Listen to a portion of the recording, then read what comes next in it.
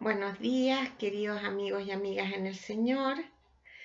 Vamos a empezar el taller con una oración. En el nombre del Padre, del Hijo y del Espíritu Santo. Amén. Ven, Espíritu Santo, llena los corazones de tus fieles y enciende en ellos el fuego de tu amor. Envía, Señor, tu Espíritu y todo será creado y renovarás la faz de la tierra. Oh Dios, que aleccionaste los corazones de tus fieles con la ciencia y el Espíritu Santo, haz que, guiados por este mismo Espíritu, saboreemos la dulzura del bien y gocemos siempre de su divino consuelo por Cristo, Señor nuestro. Así sea. Vamos a pedir la intercesión de la Santísima Virgen. Dios te salve María, llena eres de gracia, el Señor es contigo, bendita eres entre todas las mujeres, y bendito es el fruto de tu vientre, Jesús. Santa María, Madre de Dios, ruega por nosotros pecadores, ahora y en la hora de nuestra muerte. Amén. Gloria al Padre, al Hijo y al Espíritu Santo, como era en un principio, ahora y siempre, por los siglos de los siglos. Amén. En el nombre del Padre, del Hijo y del Espíritu Santo. Ya casi vamos terminando el Antiguo Testamento, si nos quedan, yo creo que unos 2 talleres más nomás aparte de este. Bueno, hoy día quisiera tomar algo que no hemos revisado, que no se los he pasado, que son los salmos, ¿ya? Entonces voy a explicar un poquito los salmos, ¿ya? Lo primero que tenemos es que los salmos como conjunto tienen un nombre que es salterio. El salterio consta de 150 salmos, ¿ya? Que era una colección de cantos religiosos de Israel. En el Antiguo Testamento, o sea, toda la gente de Israel oraba con los salmos, era la oración principal, ¿ya? El mismo Dios les enseñó a rezar los salmos, ¿ya? Y fueron recitados por la Santísima Virgen, por San José, por Jesús, por los apóstoles, por todos rezaban los salmos. Ahora, la Iglesia Católica ha hecho también de los salmos la oración oficial de la Iglesia. No sé si ustedes conocen la liturgia de las horas u oficio divino, ¿ya? Que rezan los sacerdotes religiosas, también los laicos lo pueden rezar, ¿ya? Y lo hacen la alabanza y el agradecimiento a Dios a través de los salmos, la alabanza que Dios merece y que nosotros, los laicos en general, no hacemos, ¿ya?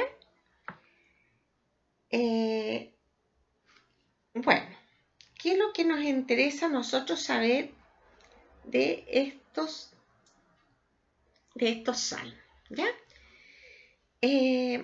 La mayoría de los salmos fueron compuestos para el servicio del Templo de Jerusalén. Y las fiestas en honor de Yahvé se celebraban con danzas y coros. Los sacrificios se acompañaban con cánticos. Entonces los salmos en Israel no se recitan como nosotros, se cantan, ¿ya? El palacio real en tiempo de David y Salomón tenía grandes grupos de cantores. Perdonen. Por esta razón muchos salmos llevan indicaciones musicales. Yo creo que ustedes a lo mejor no se han fijado. Hoy día los vamos a revisar, ¿ya? Llevan indicaciones musicales, litúrgicas o sobre su autor, ¿ya? En algunos casos los salmos forman parte de una colección designada con un ejemplo. Con un nombre, como por ejemplo, Salmos de David, a los hijos de Coré, etc. Un gran número de salmos se remonta a la época de la monarquía, ¿ya? Especialmente los salmos reales, Otros fueron compuestos durante el destierro y otros en el periodo de la restauración del templo, que es la época que vamos a ver a partir de este capítulo, ¿ya? Bueno, hay un pequeño detalle que yo tengo que explicarles, pero se los voy a explicar primero y después lo vamos a buscar en la Biblia, ¿ya? En su origen, los salmos 9 y 10 eran un solo poema, ¿ya? Antes que fuera escrita la Vulgata. La Vulgata es la traducción del hebreo al latín, ¿ya? Y la hizo San Jerónimo, ¿ya? Y como este Salmo 9 era muy largo, se dividió y entonces se produjo otro salmo en medio de estos dos, ¿ya? Por eso existen dos números en algunos salmos. Les voy a explicar cuáles, ¿ya? El que usamos nosotros actualmente está sin paréntesis. O sea, el salmo es el número que sale ahí y entre paréntesis te aparece el número del salmo si tú quieres buscar en un libro antiguo, por ejemplo, un libro de San Agustín, ¿ya? Te va a explicar el salmo con el número que está entre paréntesis. Y la numeración vuelve a cambiar en el Salmo 146, ¿ya? Que se unen a partir del Salmo el 146 y 147 se unen a partir del Salmo 148, ya vamos a volver a tener un solo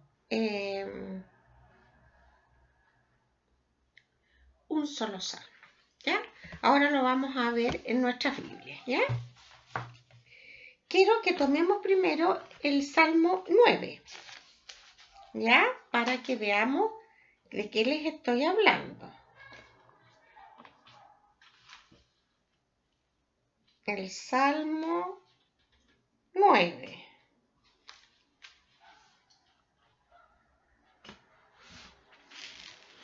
¿Ya lo tienen? Entonces, si ustedes miran, el Salmo 8 tiene un solo número, ¿no es cierto? Y dice del maestro del coro según ahí debería decir melodía, de Gat, Salmo de David. Aquí ya tenemos algunas indicaciones, ¿ya? Del maestro del coro. ¿Por qué? Porque era el que organizaba la canción del Salmo, ¿ya? Y según la melodía, entonces usaban las mismas melodías para distintos salmos, ¿ya? ¿Y quién lo escribió? David. Después en el Salmo 9, dice Salmo 9:10, ¿ya? Aquí es donde se dividió. Y dice del maestro del coro para oboes y arpa, Salmo de David.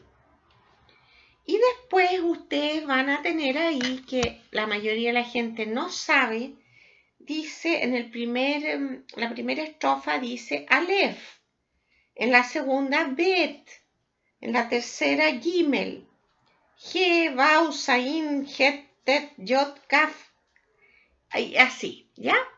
Esas son el nombre de las letras hebreas, ¿ya? Para ellos esto tiene un significado muy grande hasta el día de hoy, ya las letras del alfabeto, ¿ya? Como ustedes pueden ver, para oboes y arpa, dice, ¿ya? Después, ya a partir del Salmo 11, nos sale Salmo 11 y entre paréntesis 10. ¿Qué significa esto?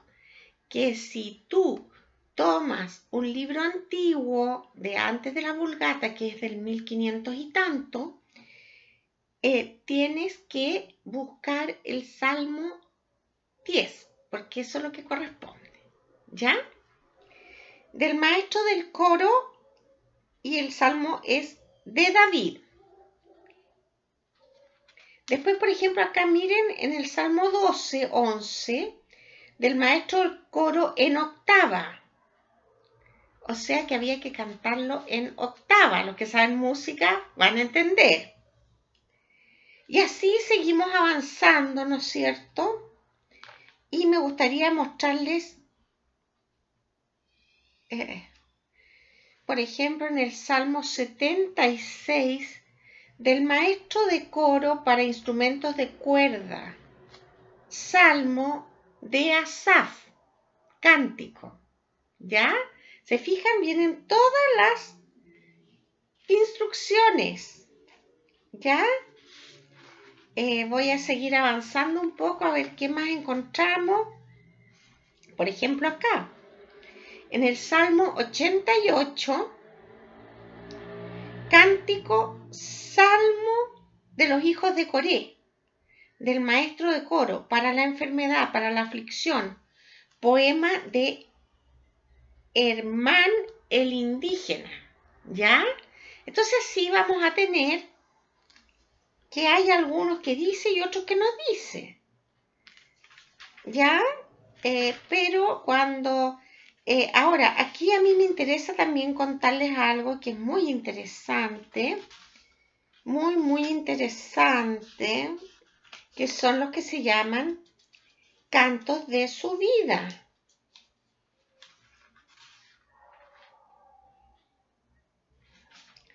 Ustedes van a ver que en muchas partes aparecen las letras, ¿ya? Las letras del abecedario. A partir del Salmo 120, busquen el Salmo 120.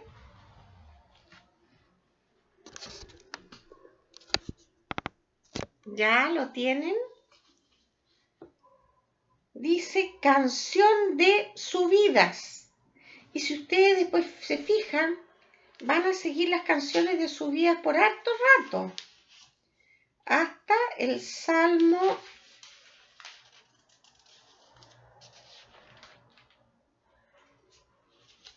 el último de subidas es el Salmo 135, ¿ya? ¿Qué pasa con estos salmos?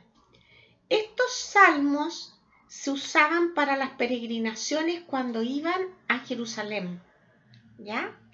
Las peregrinaciones duraban más o menos 15 días. Una semana en ir, 4 días en estar y otra semana en volver. 15, 20 días. Así que para esto había que tener plata, porque sin plata no podían viajar. Así que no todos podían ir a todas las fiestas, sino que la más importante era la Pascua, así que iban para la Pascua. ¿Por qué se llaman de subida? Porque cuando ellos de lejos empezaban a ver la ciudad de Jerusalén que estaba arriba del monte, entonces ellos empezaban con estos salmos porque ya se acercaban a la casa del Señor, ¿ya? Entonces, por ejemplo, ¿qué salmo tenemos de subida? ¡Qué alegría cuando me dijeron, vamos a la casa del Señor! Ya están pisando nuestros pies tus umbrales, Jerusalén. Y así. Entonces, esta peregrinación que ellos hacían era como un retiro anual, porque ellos en estas peregrinaciones iban rezando, orando con los salmos, recordando las historias del pueblo de Israel, las hazañas de Dios. Así que esto era un verdadero retiro. Y la alegría de llegar a Jerusalén ya era algo maravilloso. Bueno, y para finalizar,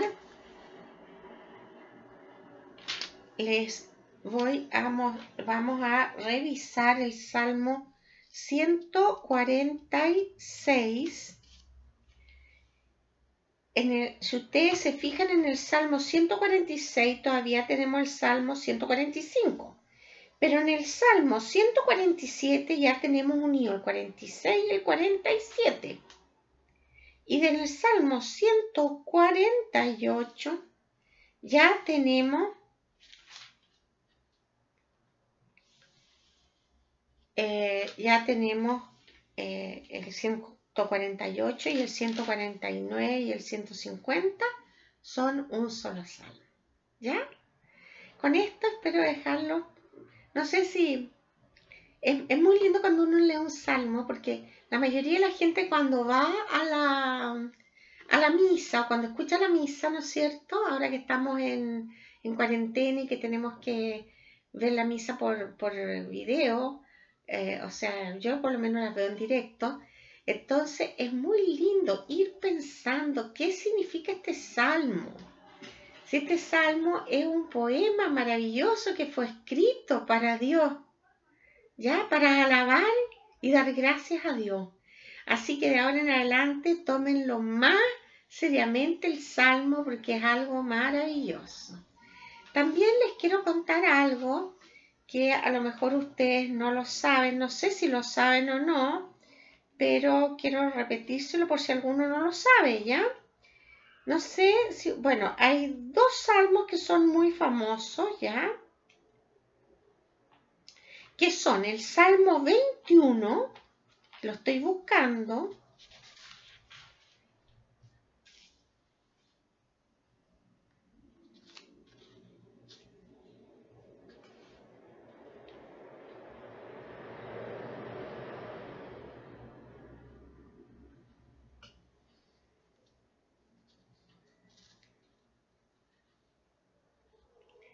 que en este caso sería un salmo antiguo el que vamos a tomar, ¿ya?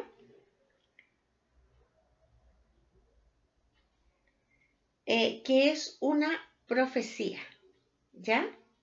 Y esto es lo que Jesús oraba en la cruz. La mayoría de la gente cuando interpreta las palabras de la cruz piensa que Jesús se sentía abandonado. Sí, se sentía abandonado, pero lo que estaba haciendo era orando, ¿ya? Miren lo que dice: Dios mío, ¿por qué me has abandonado? Estás lejos de mi queja, de mis gritos y gemidos. Clamo de día, Dios mío, y no respondes. También de noche, sin ahorrar palabras. Y sigue. Entonces, fíjense ustedes cuál es el sentido que nos da este salmo en la crucifixión del Señor. El Señor en sus últimos momentos estaba orando. Y entonces yo en mis momentos de aflicción, ¿qué tengo que hacer? Orar, no sucumbir ante el temor, el dolor, la angustia, sino que orar. Dios mío, ¿por qué me has abandonado? ¡Qué maravilla! Otro salmo que es muy famoso entre los católicos, ¿ya? Es el Salmo 50, que se llama el Miserere. ¿Ya? Ese yo creo que lo conocen un poco más, ¿ya? Que sería el Salmo 51, 50. Que es, aquí les voy a leer la explicación, ¿ya? Del maestro del coro, Salmo de David, cuando el profeta Natán lo visitó después de haberse unido a Betsabé. Este es el salmo que escribió David, su salmo de arrepentimiento, y es el que se usa hasta el día de hoy para la confesión. ¿Ya? Piedad de mí, oh Dios, por tu bondad, por tu inmensa ternura, borra mi delito, lávame a fondo de mi culpa, purifícame de mi pecado, pues yo reconozco mi delito, mi pecado está siempre ante mí. Contra ti solo pequé, lo malo a tus ojos cometí y sigue. ¿Ya? También tenemos esa canción maravillosa, ¿no es cierto? Que también la cantamos a menudo en la parte litúrgica de la misa, ¿no es cierto? En que pedimos perdón, ¿ya? Ten piedad de mí, oh Dios, conforme a tu misericordia, conforme a la multitud de tus piedades, borra mis rebeliones. ese también está tomado de este Salmo 51 de David, ¿ya? Bueno, con esto entonces doy por terminados los salmos. Espero que les guste y que puedan aprovecharlos más, ¿ya? También los invito a que si ustedes pueden, hoy en día nosotros encontramos en internet la recitación de las horas de la liturgia. Entonces, para los laicos está recomendado hacer solamente 1 hora. O sea, ustedes pueden tomar de las más importantes, que son laudes, que se rezan desde las 7 hasta las 10 de la mañana, ¿ya? Se puede rezar la oración de laudes. Y entonces ustedes buscan por el día y va a tener usted la recitación de los salmos. Es muy hermoso esto, muy, muy hermoso. Y uno se está uniendo a la oración oficial, a la alabanza oficial que hace la Iglesia Católica a Dios, ¿ya? Y nos unimos a todos los que están rezando el oficio divino, ¿ya? Y también se puede hacer en la hora de vísperas, que es a partir de las 5 de la tarde hasta las 9.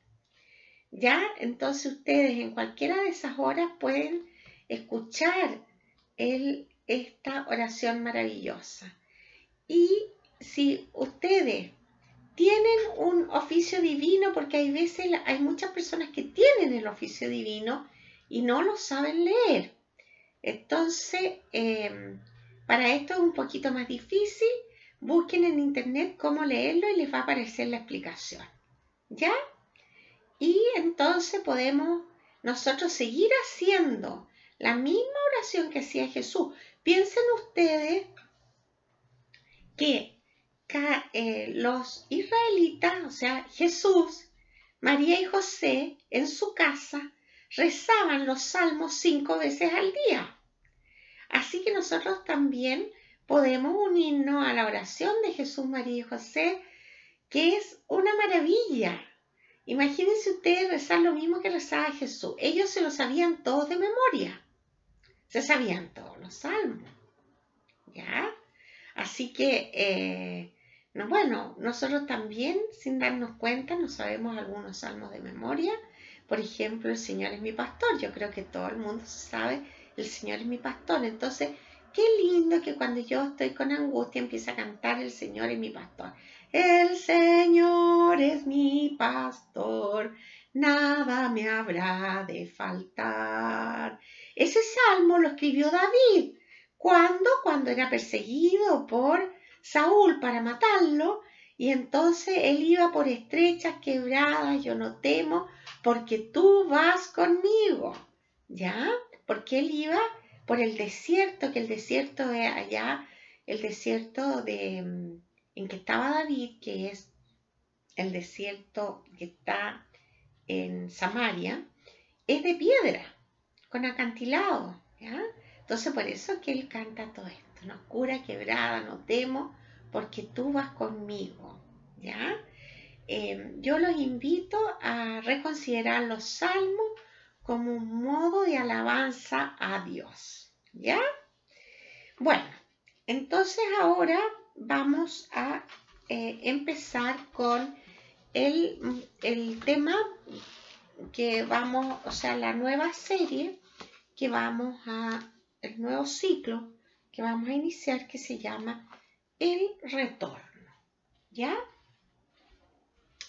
Primero vamos a leer el decreto real de Ciro que está en el libro de Esdras.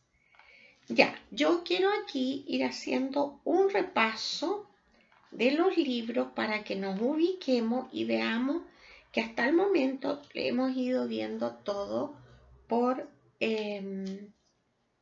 orden, ¿ya? ¿Se acuerdan los primeros libros? A ver, repitamos. Génesis, Éxodo, Levítico, Números, Deuteronomio. Y después que viene Josué. jueces.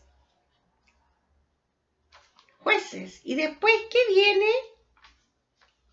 ¿Qué viene después? Viene la monarquía, ¿verdad? Y tendríamos el primer y segundo libro de Samuel. Después tenemos el primer y segundo libro de Reyes. Después tenemos el primer y segundo libro de Crónicas, ¿ya? Que es parecido a los Reyes. ¿Se acuerdan cuando vimos los Reyes? Entonces, Crónicas es más o menos lo mismo, ¿ya? Y después entonces ya viene el libro de Esdras. Casi nadie conoce estos libros, Esdras y Nehemías, pero vamos a ver la importancia de estos libros, ¿ya? Entonces, el libro de Esdras en el primer capítulo tiene un título. Acuérdense que los títulos no son palabra de Dios, están puestos por los que escribieron, los que editaron las Biblias, ¿ya? Los traductores y los que empezaron a imprimir la Biblia después de la imprenta, ¿ya? Entonces, el título se llama La vuelta del destierro y la reconstrucción del templo, ¿ya? Vamos a leer entonces del capítulo 1 al 2:4.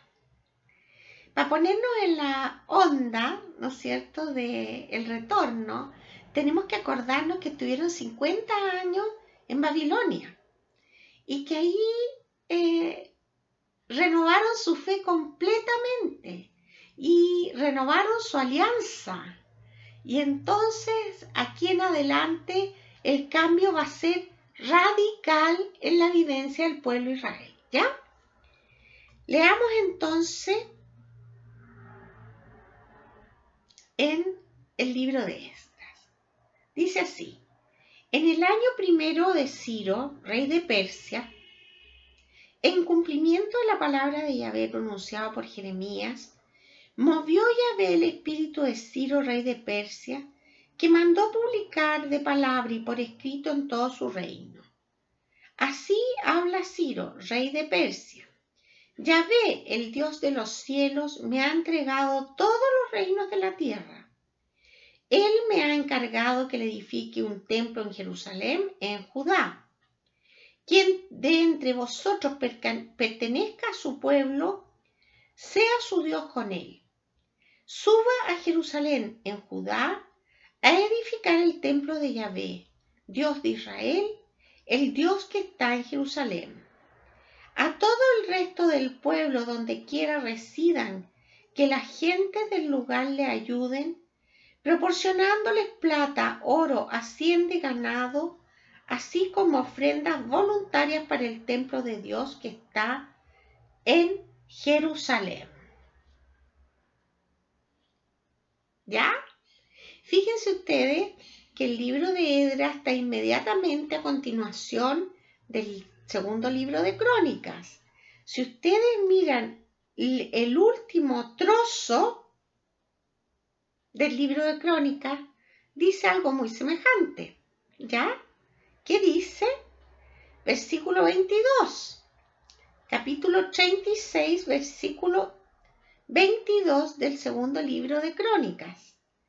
Dice así: en el año primero de Ciro, rey de Persia, en cumplimiento de la palabra de Yahvé, por boca de Jeremías, movió Yahvé el espíritu de Ciro, rey de Persia, que mandó publicar de palabra y por escrito en todo su reino. Esto dice Ciro, rey de Persia: Yahvé, Dios de los cielos, me ha dado todos los reinos de la tierra. Él me ha encargado que le edifique un templo en Jerusalén, en Judá. Quien de vosotros pertenezca a su pueblo, sea Dios con él y suba allá. Es el mismo, ¿ya? Para que ustedes vean la concordancia que hay entre un libro y el otro, ¿ya? Entonces, ¿qué va a pasar? A mí me gustaría que ustedes tomaran un mapa, ¿ya? Tomemos un mapa, vamos a dejar aquí marcado entonces. Vamos a dejar aquí marcado esto. vamos a tomar un mapa de atrás de nuestras Biblias, o si ustedes no tienen, busquen, paren un poquito el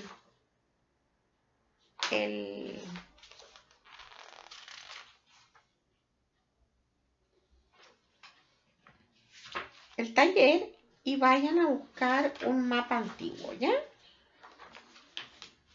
Aquí yo tengo un mapa antiguo. Si ustedes después pueden buscar, es mejor todavía buscar un mapa de los imperios, ¿ya?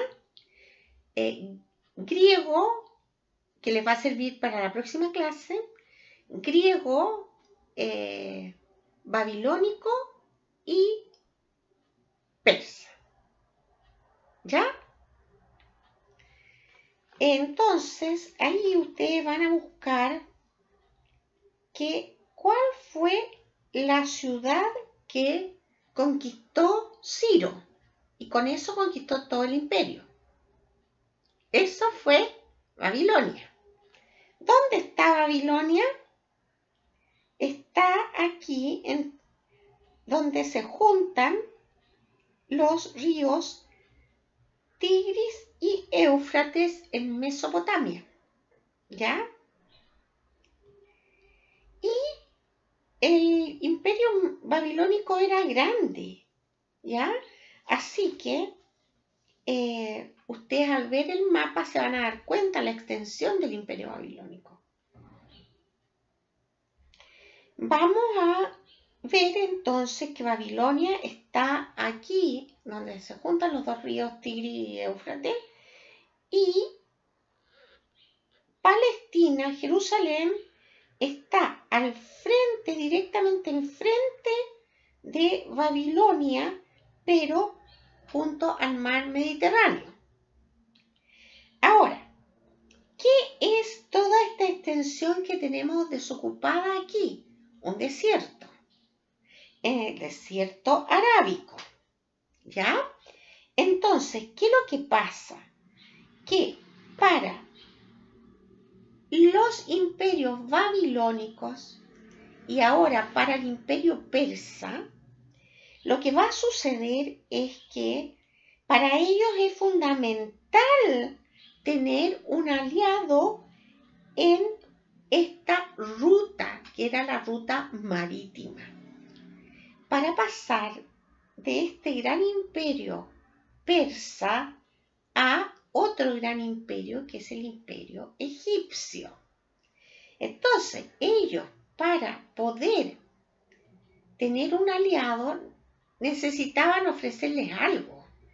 Y entonces les ofrecen, y no crean ustedes que esto lo hizo Ciro porque era creyente, porque tenía buena onda, porque era bueno. No, no. A él le interesaba políticamente tener a los judíos de parte de él. Entonces los va a hacer volver y reconstruir el templo, ¿ya? Bueno, vamos a seguir entonces con las siguientes lecturas, ¿ya? Entonces va a salir la primera. Vamos a leer aquí un poquito más, ¿ya? En el libro de Esdras, en el capítulo 1, estamos en el versículo 5. Entonces los cabezas de familia de Judá y Benjamín, los sacerdotes y levitas y todos aquellos cuyo ánimo había movido Dios, se pusieron en marcha para subir a edificar el templo de Yahvé en Jerusalén. Todos sus vecinos les proporcionaron toda clase de ayuda: plata, oro, hacienda, ganado, gran cantidad de objetos preciosos y toda clase de ofrendas voluntarias. El rey Ciro mandó sacar los utensilios del templo Yahvé de Nabucodonosor, que Nabucodonosor se había llevado de Jerusalén y había depositado en el templo de su Dios. Ciro, rey de Persia, lo puso todo en manos del tesorero Mitrídates, el cual los contó para entregarlos a Sesbazar, príncipe de Judá. Este es el inventario, y ahí está todo el inventario de las cosas que llevaron, ¿ya? Entonces, palabra de Dios. Esto es con lo que ellos contaron para llegar allá. Pero cuando llegaron allá, hubo muchos problemas. Muchos problemas. Que por caso nos cuentan estos libros, ¿ya? Así que vamos a leer a un profeta de después del destierro, ¿ya?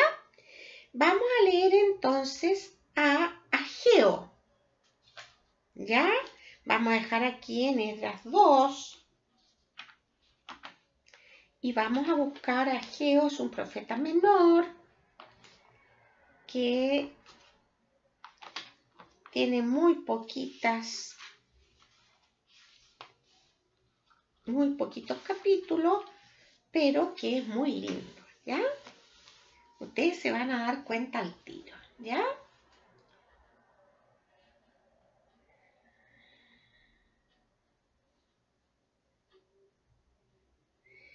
Fíjense que vamos a leer Ageo 1,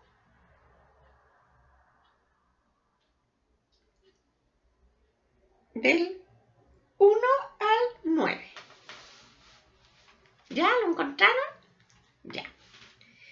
Dice así: el año segundo del rey Darío, el día primero del sexto mes, fue dirigida la palabra de Yahvé por medio del profeta Ageo a Zorobabel, hijo de Sealtiel, gobernador de Judá, y a Josué, hijo de Josadac, sumo sacerdote, en estos términos.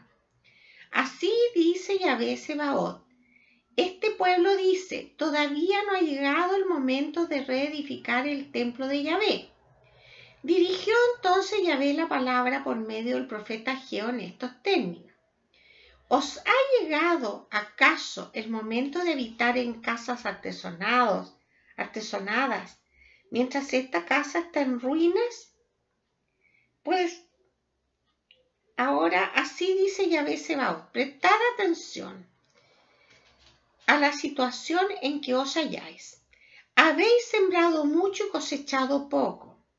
Habéis comido, pero sin quitar el hambre. Habéis bebido, pero sin apagar la sed. Os habéis vestido, mas sin calentaros. Y el jornalero ha metido su jornal en saco roto. Así dice Yahvé Sebaot: prestad atención a la situación en que os halláis. Subid a la montaña, traed madera y reedificad el templo.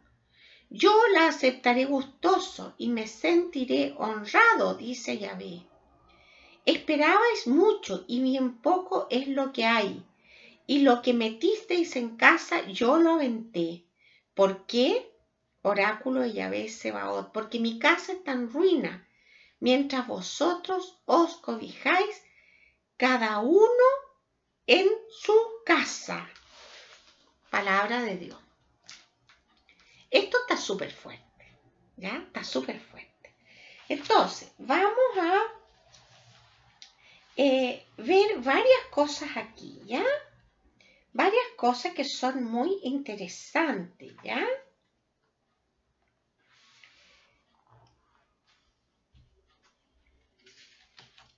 Porque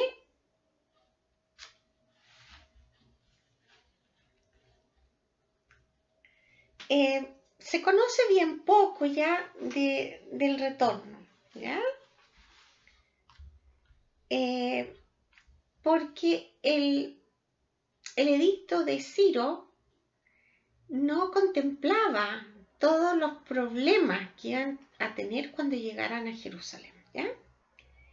Primero que todo, la reinstalación de los desterrados en Judea tuvo muchas dificultades. La falta de medios humanos y económicos, ¿ya? También la necesidad de recuperar las tierras que, a pesar del abandono e improductividad en que se encontraron, fueron apropiadas por quienes se habían librado del destierro. El entusiasmo había decaído, vivían pobremente y reconstruir el templo y una nación era una tarea difícil. Comenzó a infiltrarse el odio y el desprecio al extranjero. La idolatría amenazaba, la esperanza fallaba y el desánimo se apoderó de la mayoría. A la muerte de Ciro se detuvieron los trabajos de reconstrucción porque los samaritanos envidiosos se quejaron ante el nuevo rey contra los israelitas.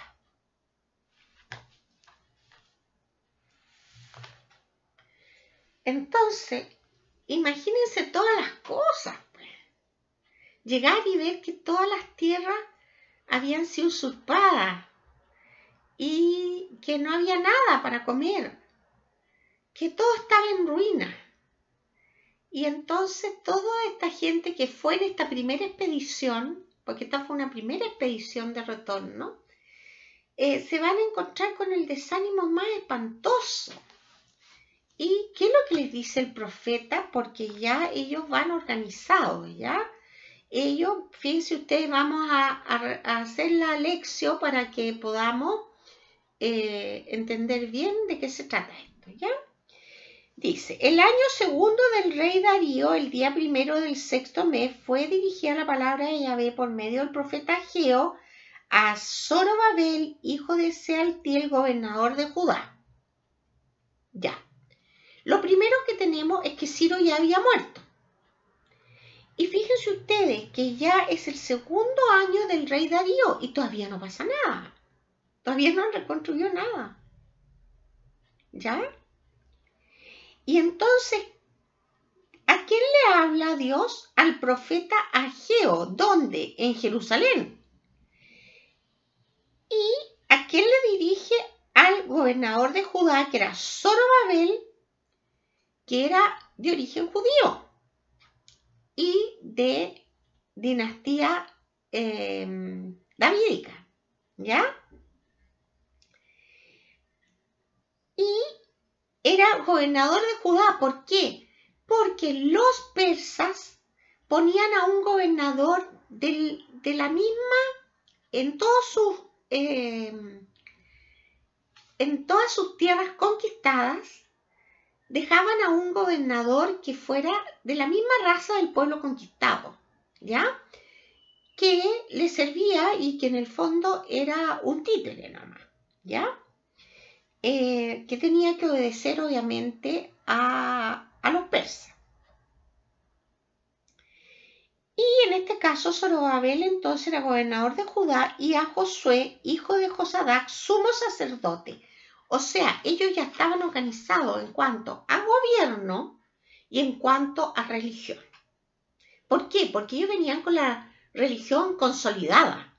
¿Por qué? Porque allá en el destierro ellos dijeron, vamos a renovar la alianza y tenemos que volver y hacer el culto, ¿ya? Entonces, ¿qué es lo que les dice el profeta? ¿Os ha llegado acaso el momento de habitar en casas artesonadas mientras esta casa está en ruina? ¿A cuál casa se refiere? Es casa con mayúscula. Se refiere al templo, ¿ya? Pues ahora, así dice Yahvé Sebaot, prestad atención a la situación en que os halláis. O sea, miren bien su realidad. Habéis sembrado mucho y cosechado poco. Quiere decir que la tierra estaba muy mala, ¿ya? Habéis comido, pero sin quitar el hambre. O sea, no les alcanzaba para satisfacer las necesidades básicas. Habéis bebido, pero sin apagar la sed. Os habéis vestido, mas sin calentaros. O sea, pasaban frío porque quizás dormían mucho a la intemperie. Y el jornalero ha metido su jornal en saco roto. O sea, no alcanzaba para nada. ¿Ya? Así dice Yahvé Sebaot, presten atención a la situación en que os halláis. Aquí entonces nosotros vemos que esta lectura está muy en concordancia con nuestra realidad. ¿Ya? La pandemia a nosotros nos ha dejado como en el destierro y tenemos que retornar a nuestra vida este año. ¿Y con qué nos encontramos? En que habéis sembrado mucho y cosechado poco. Habéis comido pero sin quitar el hambre. Habéis bebido pero sin apagar la sed. Y así, ¿ya? Entonces, ¿qué es lo que nos dice? Lo primero que nos dice el profeta es, miren su realidad. principal realidad que tenemos? Que nuestra iglesia católica está en ruinas. Nuestras iglesias cerradas. No tenemos los sacramentos. Los sacerdotes están todos con miedo de contagiarse o de que otros se contagien. Antiguamente en las plagas, la primera gente que salía a la calle eran los cristianos, los católicos, a ayudar a los enfermos. Hoy día los católicos estamos todos encerrados. Y más encima ya ha empezado la persecución. Conozco amigos y amigas que han ido a misa y han llegado a detenerlos. ¿Cómo es posible? Si las iglesias nuestras tienen capacidad para 1000 personas, muchas. No digo todas, pero muchas iglesias tienen capacidad mínimo para 500 personas. Dejan entrar 5.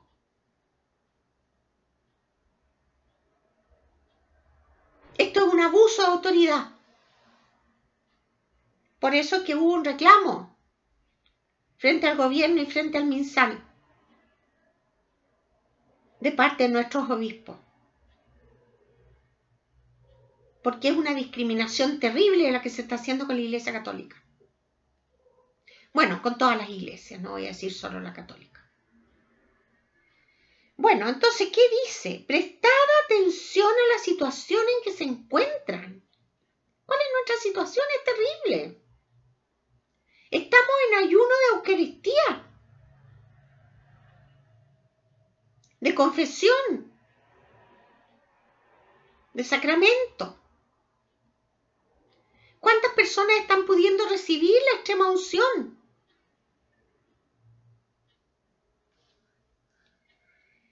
Bueno, dice aquí, subid a la montaña, traed madera y reedificad el templo. Yo la aceptaré gustoso y me sentiré honrado, dice Yahvé. Fíjense ustedes que esta palabra, reedificad el templo, se la dijo Dios, ¿ustedes se acuerdan a quién? A San Francisco de Asís. Le dijo, reedifica mi iglesia. Y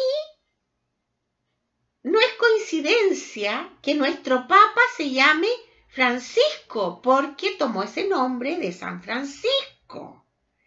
Y entonces, ¿qué tenemos nosotros que reedificar la iglesia? ¿Y de dónde cómo se reedifica la iglesia?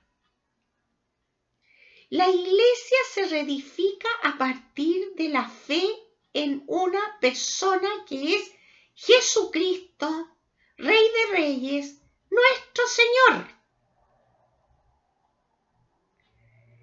Y entonces tenemos que nosotros reafirmar nuestra fe contra viento y marea. Firmes en la fe. Que nadie venga a decirnos que no es tan válida la Eucaristía, que qué importa que la veamos por la televisión. Eso no está bien. Los sacramentos son presenciales, no virtuales. Peor es no tener nada, claro. Pero tenemos que luchar. Luchar en nuestro interior por conservar la fe y que no decaiga, para que el maligno no nos tiente y nos haga perder la fe. Todavía no han terminado los escándalos de la iglesia, van a seguir. Y la pandemia no se va a acabar. Tenemos que aprender a vivir con pandemia y con una iglesia que se llama la Iglesia del Resto Fiel. ¿Se acuerdan cuando volvieron de la destrucción de Samaria y que se los llevaron deportados a Siria? Ahí comenzó el primer resto. Y hasta el día de hoy Dios va a sustentar un resto. ¿Tú quieres ser del resto de Israel? ¿Del resto fiel? ¿Que se mantiene fiel a Dios? ¿O quieres ser de los que van a tirar la toalla? Tenemos que aumentar nuestra fe, orar, si es posible en familia, tener en nuestras casas imágenes que permitan que oremos permanentemente, porque saben ustedes que hay muchos tipos de oración. Existe la oración visual, que se produce cuando uno ve una imagen. Bueno, esperabais mucho. Estoy en el versículo 9. Y bien poco es lo que hay. Y lo que metisteis en casa, yo lo aventé. El Señor nos ha hecho mantenernos bien. No nos abandona. ¿Por qué? Oráculo de Yahvé Sebaot. Porque mi casa está en ruina mientras vosotros os cobijáis cada uno en su casa. Por eso, por culpa vuestra, los cielos han negado la lluvia y la tierra ha negado su producto.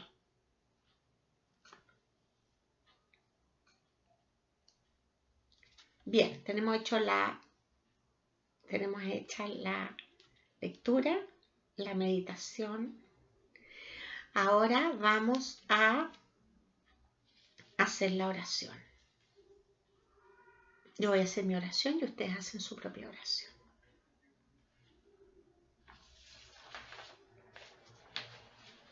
Señor mi Dios,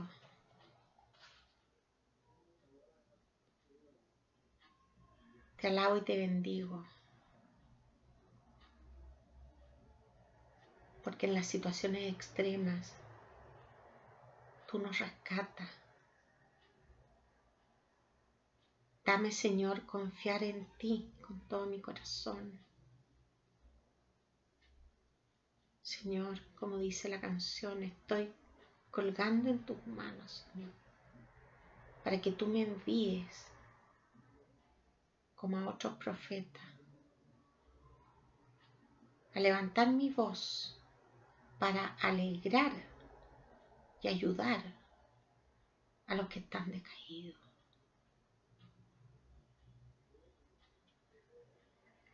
Gracias, Señor, porque me has elegido para una misión. Gracias, Señor. Bien, ahora vamos a hacer la contemplación, ¿ya? No la voy a hacer entonces, no la voy a hacer en completa. Voy a tomar a partir del versículo 2. Entonces ustedes, como ya lo hemos dicho tantas veces, van a cerrar sus ojos, se van a poner cómodos, se van a relajar y van a tratar de imaginar lo que Dios va a decir por medio del profeta, ¿ya? Ustedes pueden ver al profeta diciéndole a Zorobabel o pueden también escuchar lo que él le dice o también pueden aplicárselo a sí mismos con la meditación que hemos hecho, ¿verdad? Y ver cómo estamos construyendo la iglesia hoy. ¿Ya? ¿En qué me estoy esforzando? ¿Qué cosas nuevas me inspira el Señor que yo haga por mi iglesia? ¿Ya? Bueno. Ya. Cierren sus ojos. Vamos a imaginar y el Señor nos va a regalar la contemplación. Así dice Yahvé Sebaot. Este pueblo dice: todavía no ha llegado el momento de reedificar el templo de Yahvé. Dirigió entonces Yahvé la palabra por medio del profeta Ageo en estos términos: ¿os ha llegado acaso el momento de habitar en casas artesonadas mientras esta casa está en ruinas? Pues ahora así dice Yahvé Sebaot, prestad atención a la situación en que os halláis. Habéis sembrado mucho y cosechado poco. Habéis comido, pero sin quitar el hambre. Habéis bebido, pero sin apagar la sed. Os habéis vestido, mas sin calentaros. Y el jornalero ha metido su jornal en saco roto. Así dice Yahvé Sebaot, prestad atención a la situación en que os halláis. Subid a la montaña, traed madera y reedificad el templo. Yo la aceptaré gustoso y me sentiré honrado, dice Yahvé. Esperabais mucho y bien poco es lo que hay, y lo que metisteis en casa, yo lo aventé. ¿Por qué, oráculo de Yahvé Sebaot? Porque mi casa está en ruina, mientras vosotros os cobijáis cada uno en su casa.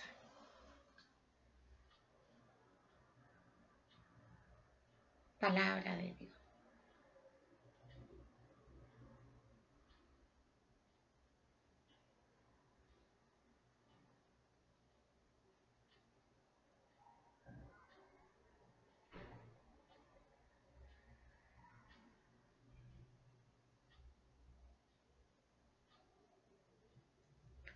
Voy a compartir con ustedes mi contemplación entonces.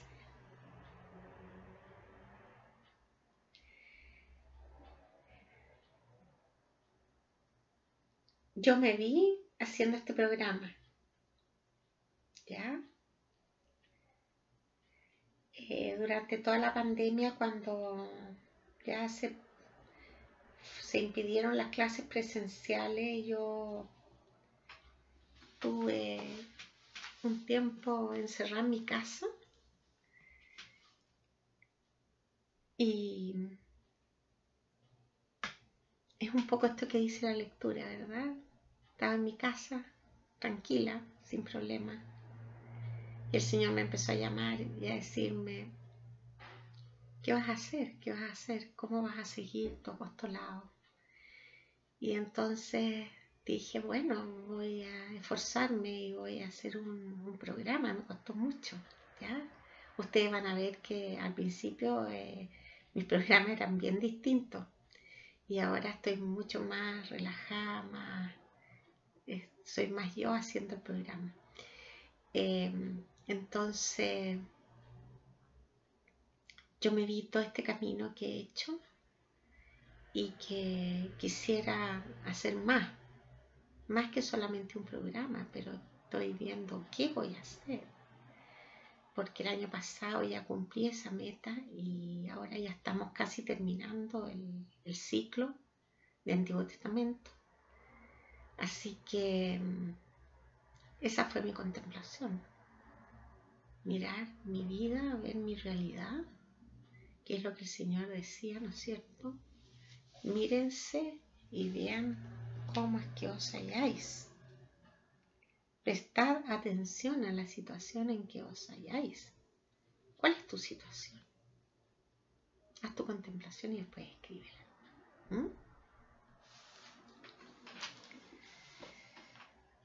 Bueno, para terminar entonces hoy día,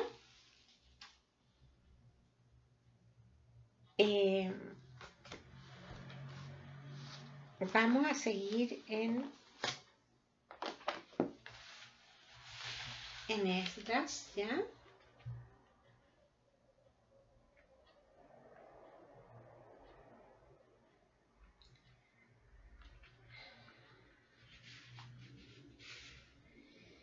Quisiera hacerles unas pocas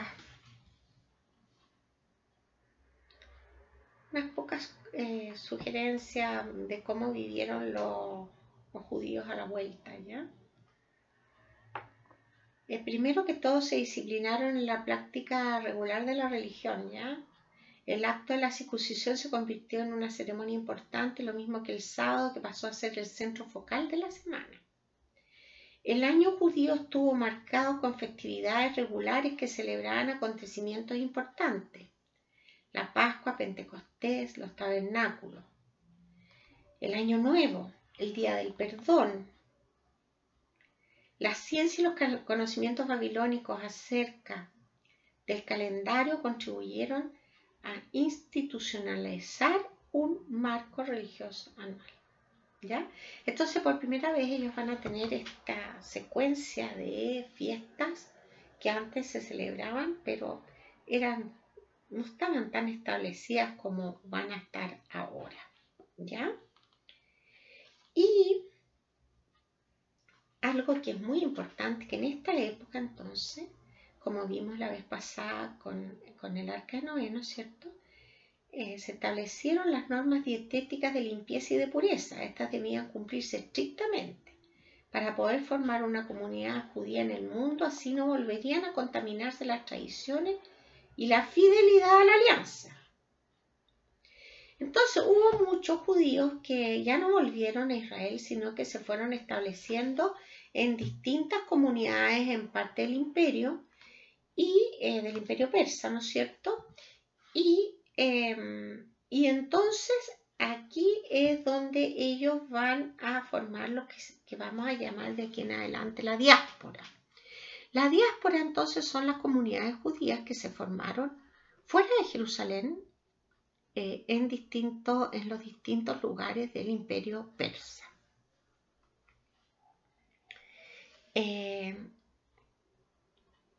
Estas comunidades entonces que estaban dispersas por todos los territorios del imperio persa se van a reunir en torno a una sinagoga, ¿ya? Y entonces van a tener también una serie de reglas para poder conformar una sinagoga, ¿ya? Para poder tener una sinagoga, fíjense ustedes, había que tener un maestro de escuela, un médico, un escribano público, un carnicero ritual, porque ya empezaron los temas de la pureza. Entonces, ellos tienen todavía que desangrar los animales, y eso lo tiene que hacer un sacerdote, ¿ya? Que se llama carnicero ritual también, ¿ya? Una sinagoga, un tribunal de 21 miembros, baños públicos, letrinas y un monte de piedad. Entonces, todas estas cosas que a partir de entonces de este año en que Ciro va a conquistar Babilonia, el mundo judío va a cambiar absolutamente. Y entonces a partir de la vuelta, del retorno a Jerusalén, se puede decir que nace la nación judía con todas las características que tiene hasta hoy día, ¿ya? Antes no podemos hablar de nación. La nación se va a establecer con Esdras y Nehemías. Esdras va a ver toda la parte, porque Esdras era sacerdote. Entonces Esdras va a configurar toda la parte religiosa y Nehemías, lo vamos a ver la siguiente vez, es el que va a reconstruir la ciudad, ¿ya? Entonces estos van a ser los primeros atisbos de la reconstrucción, ¿ya? Con esto terminamos por hoy día y la vez siguiente vamos a empezar a ver en qué termina la reconstrucción del templo, ¿verdad? Cómo se hace y cómo va a terminar toda esta reconstrucción, ¿ya? En el nombre del Padre, del Hijo y del Espíritu Santo, le pedimos al Señor que nos bendiga. Amén. Ave María Purísima, sin pecado concebida. Y Sagrado Corazón de Jesús, en vos confío. Amén.